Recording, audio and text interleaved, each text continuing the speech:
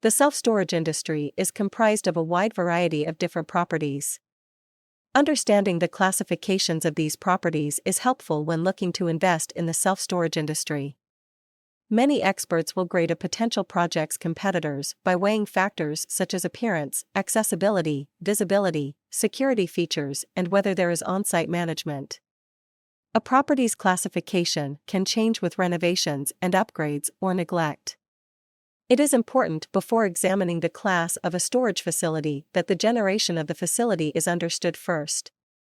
Understanding the generation of a self-storage facility will allow you to look for issues relating to age as well as challenges related to design and construction seen in the earlier generations of facilities. To date, there are 3 generations of self-storage facilities. First generation 1965 to 1988. This generation of facilities are typically metal buildings with rows of garage-type storage in industrial parks or on other land that otherwise would have no real use. Usually no climate control. Many of these facilities have already been redeveloped in major metropolitan areas as an older storage facility is no longer the highest and best use of the land the facility sits on. Given the age of these facilities, there may be major issues with quality and condition of these buildings due to them nearing the end of their useful life. Second generation 1989 to 1993. Characterized by improvements such as better locations, paved driveways, security technology, computerization, climate control, etc. These facilities are still very prevalent in secondary and tertiary markets across Canada. Many of these facilities are nearing the point where they no longer represent the most productive use of the land they sit on.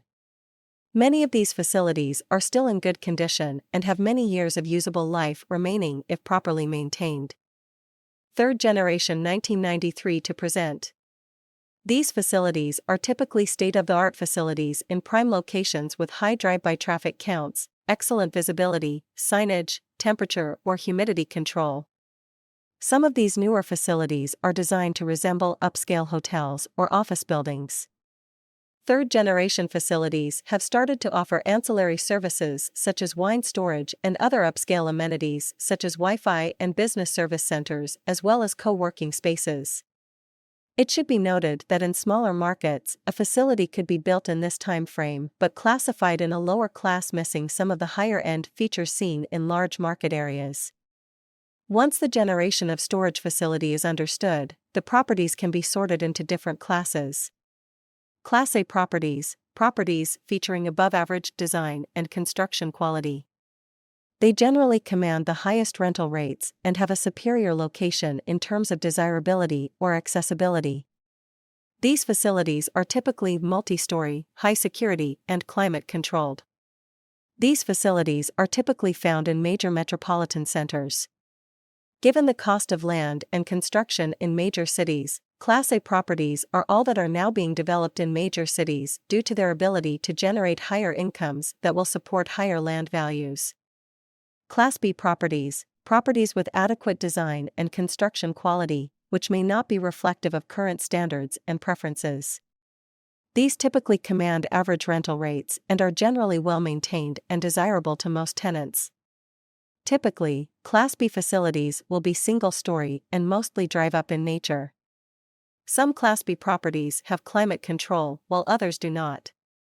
Class B facilities are still being built in smaller cities and towns where land values can be supported by the lower rental rates these facilities typically generate. Class C properties, properties that offer adequate functionality but few amenities. Their physical condition is acceptable but may have some deferred maintenance.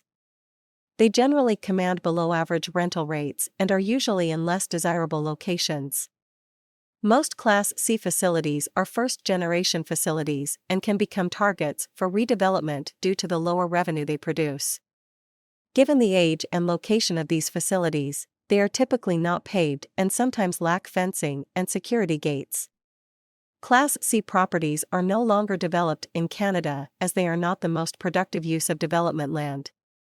When looking at Class C facilities, extra attention should be paid to the age of components such as roofs, doors, and other major structural items, as many Class C facilities are approaching the age where these items are past their serviceable lifespan. Hopefully, this explanation of the different generations and classes of self-storage facilities will help increase your understanding of the self-storage industry and assist in guiding you in your search for good self-storage investments.